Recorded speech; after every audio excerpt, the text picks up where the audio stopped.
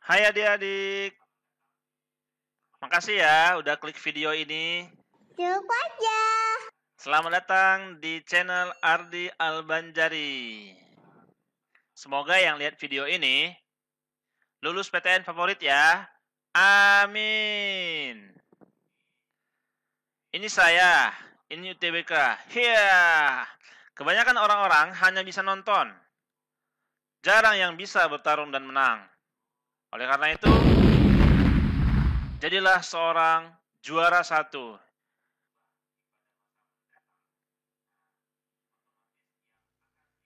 Kembali lagi di Jurus Jitu Sukses UTBK 2020 TPS bagian kedua.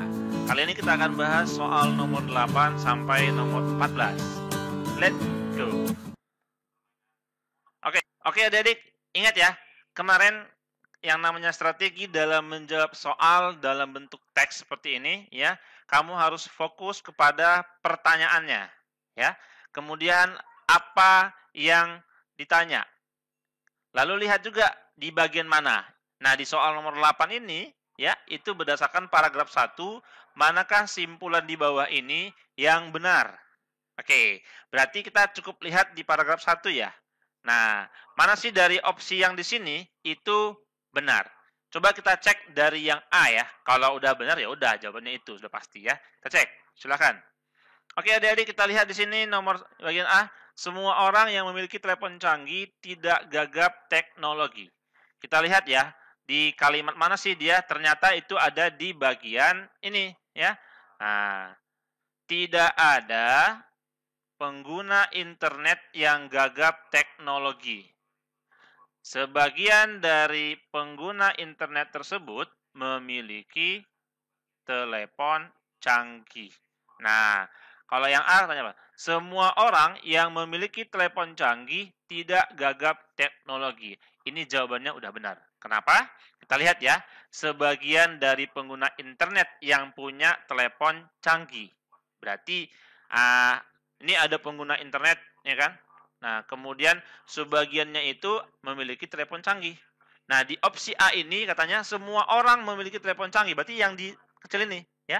Semua orang yang memiliki telepon canggih ini tidak gagap teknologi. Karena udah pasti ya, karena semua yang tadi ini pengguna internet. Maka jawaban kita untuk nomor 8 ini adalah yang A. Sudah jawabannya ya? Oke, nomor 8 yang A. Kita lanjut. Nomor 9. Berdasarkan paragraf 3, manakah simpulan di bawah ini yang benar? Kita lihat ya, paragraf yang ketiga. Ini sudah saya potong. Nah, jadi di sini jawaban yang benar itu di sini ketemunya ya. Nah, kalau yang A, cek ya. Suatu peristiwa tidak dapat diketahui orang di seluruh dunia pada saat yang sama apabila teknologi komunikasi tidak mengalami kemajuan. Benar ya? Tapi coba kita lihat dulu ya, berdasarkan paragraf 3. Nah, lihat di kalimat yang bagian ini ya. Oke, ya. Sini. Jika teknologi komunikasi mengalami kemajuan, orang mudah dalam berkomunikasi. Ya.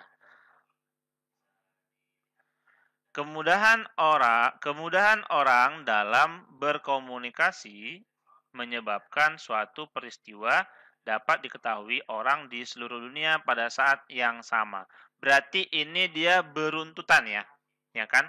Nah, jika teknologi mengalami kemajuan, ini teknologi mengalami kemajuan, orang mudah dalam berkomunikasi. Ya, jika orang mudah dalam berkomunikasi, maka pada saat yang sama orang akan mengetahui keadaan atau peristiwa yang terjadi di seluruh dunia. Oke, maka jawabannya ya tidak boleh yang negasi. Otomatis yang A tadi ini salah karena dia bernegasi. Suatu peristiwa tidak dapat diketahui orang. Padahal kita lihat ya, berdasarkan paragraf 3 tadi, nah, kita lihat yang bagian B ya.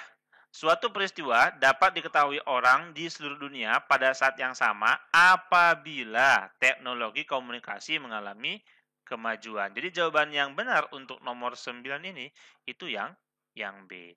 Oke adik-adik ya, paham ya? Oke. Nah, sekarang kita lanjut ya. Oke, Nomor 10, kita lihat ya. Nah, berdasarkan paragraf 1, apabila pengguna internet tidak meningkat, ya, di sini dikatakannya bahwa pengguna internet itu tidak meningkat, ya. Apabila pengguna internet tidak meningkat, ya. Nah, atau seseorang tidak bisa berkomunikasi dengan berbagai media. Manakah simpulan di bawah ini yang benar ya? Nah, jadi untuk menjawab pertanyaan ini itu ketemu di kalimat yang ini. Lihat ya, jika teknologi berkembang, ya, hmm, maka kan ada maka ya, pengguna internet meningkat. Sementara ya, di soal ini ya disebutkan apabila pengguna internet tidak meningkat, ya kan? Nah, sementara yang ini meningkat.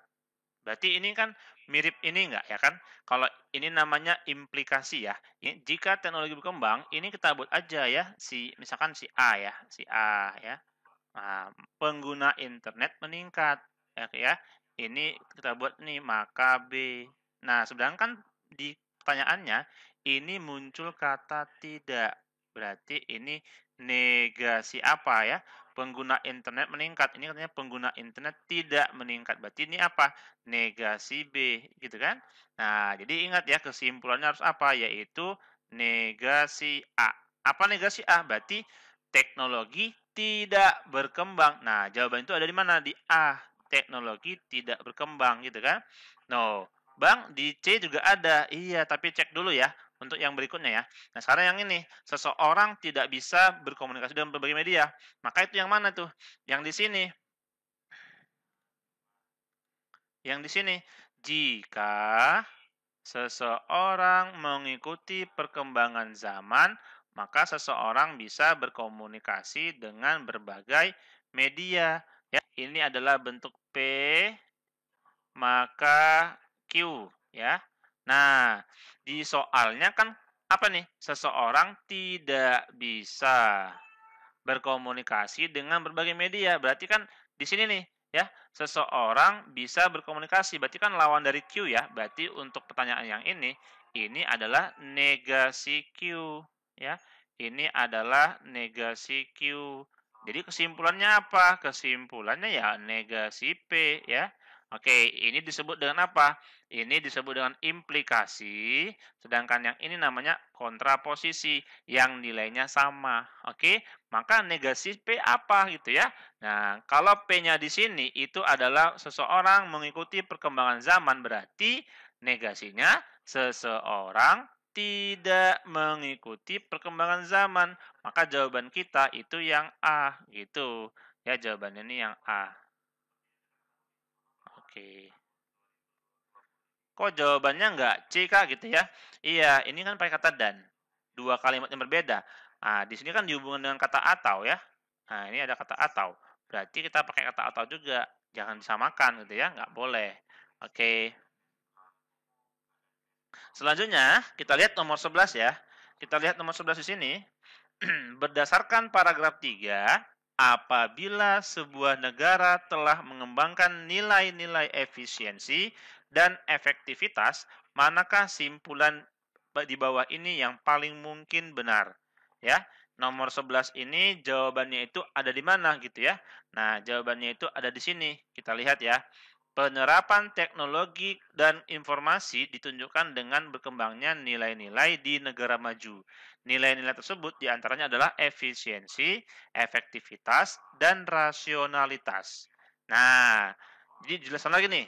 Jika teknologi komunikasi mengalami kemajuan, orang mudah dalam berkomunikasi. Kemudahan orang dalam berkomunikasi menyebabkan suatu peristiwa dapat diketahui orang di seluruh dunia pada saat yang sama. Ya, jadi jawaban kita untuk nomor 11 ini itu di mana? Jawabannya yang paling jelas itu ya. Kalau kita baca nih, jawabannya ada di iya, yang E ya. Nah, kita baca ya. Di sini apa soalnya? Jawabannya itu yang E.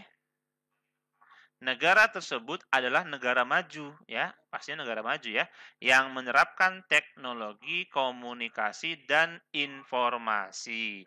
Makanya menghasilkan suatu nilai-nilai efisiensi dan efektivitas. Oke. Oke, kita masuk nomor 12 ya. Kita lihat nomor 12 di sini. Berdasarkan paragraf 3, jika kemajuan teknologi diibaratkan pisau yang bermata dua, manakah simpulan di bawah ini yang paling mungkin benar? Nah, kalau kita baca ya dari awal paragraf ini sampai akhir, kita akan menemukan intinya apa? Kalau ada bahasa di sini diibaratkan pisau yang bermata dua. Kalau pisau yang bermata dua itu berarti kemana? Ada satu ke depan, satu ke belakang kan gitu, ya. Nah, bukan kanan kiri ya. Nah, maksudnya apa? Itu adalah hal yang tersirat sebenarnya, yaitu dampak baik dan dampak buruk. Maka jawaban yang paling tepat untuk nomor 12 ini otomatis yang E. Oke. Oke, kita masuk nomor 13 ya. Kita lihat nomor 13 sini. Berdasarkan gambar 1, ya ini gambarnya saya potong ya. Nah, manakah simpulan di bawah ini yang benar? Ya.